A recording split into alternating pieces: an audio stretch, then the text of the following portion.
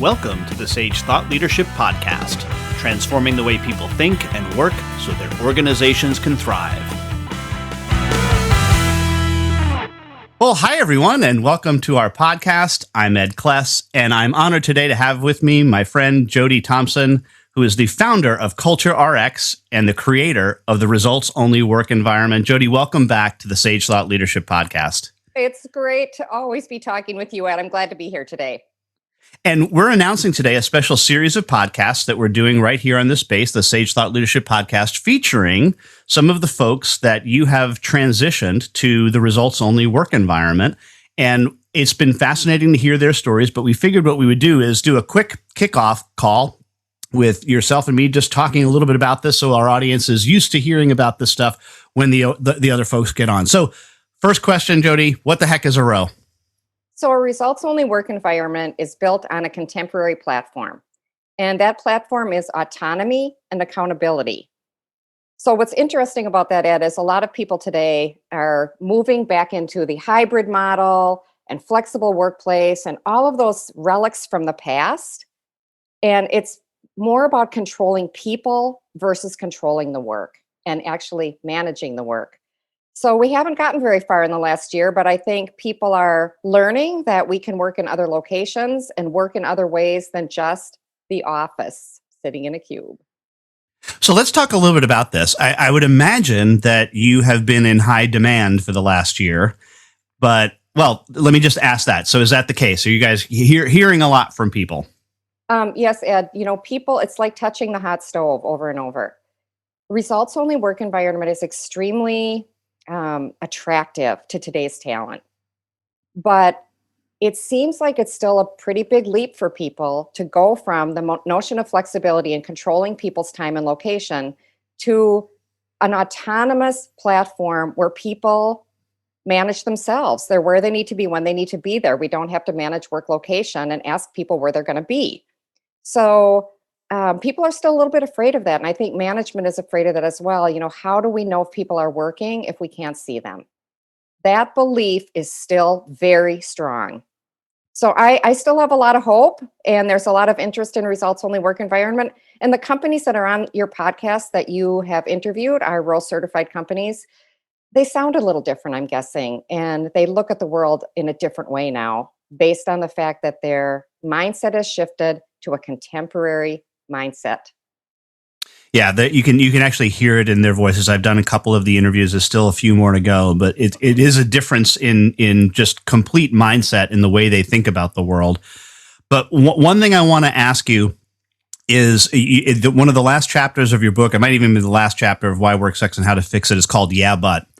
And the biggest one that I hear and you have probably seen written about as we transition back from the COVID-19 to the regular new normal is, yeah, but what about collaboration? What about we need people to be able to come and hear one another, interact with one another? How is that going to happen if we continue to have this, let them do whatever it is that they want to do?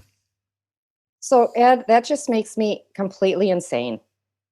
What have we been doing over the last year? We have been collaborating.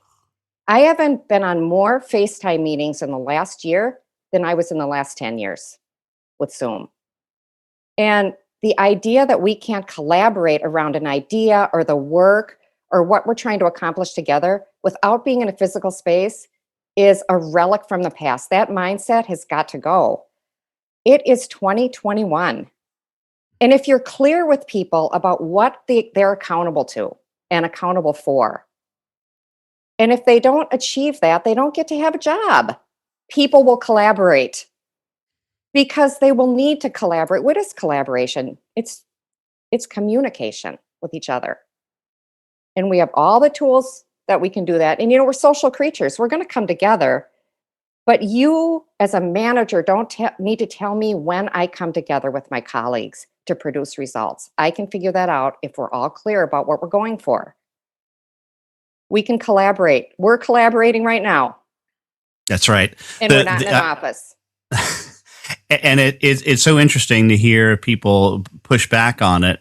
And the biggest thing, and I will always remember this, it may have been the first time that I heard you speak, one of the participants who is a leader in the organization got up and said, "Oh my God, if we implement this, we're actually going to have to be clear with our people as to what we expect of them."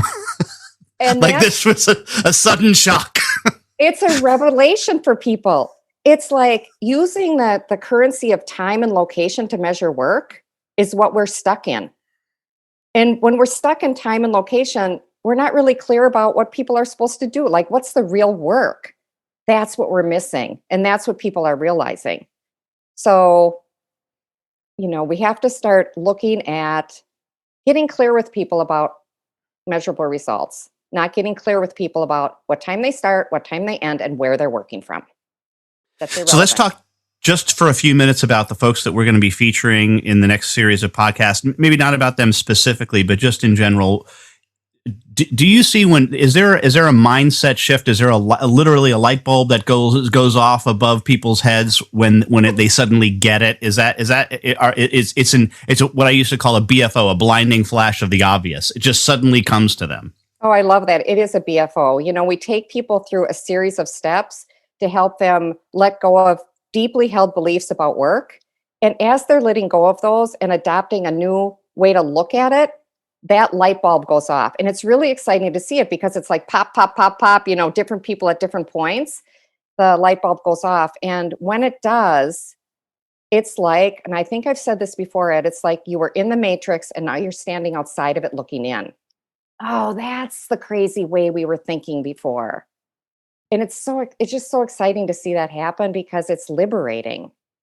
It's the inoculation against the idea that we have to have bureaucracy to have results. It inoculates the idea of bureaucracy, levels the playing field, and empowers people to do their best work and live their best lives every single day, not only at night and on the weekends. Well, let me ask you one more meta question here. What do you see as the results of the results only work environment? I think the results of the result. That's a great one, Ed. You know what the results are? It's better for people, business, and community. We say that all the time. We're going to be able to connect with people and our lives and the things that we love and are important to us in our hearts in a much more powerful way. It's like when Dan Pink talks about autonomy, mastery, and purpose. This is the antithesis of that. This is what this is. It's living my life now and contributing to what I do at work. But I'm more than that. And that's what we're tapping into in a big way. Well, Jody, as you know, we have an exit question that we ask all of our guests, and you're no exception. And that is, who is a hero of yours and why are they a hero?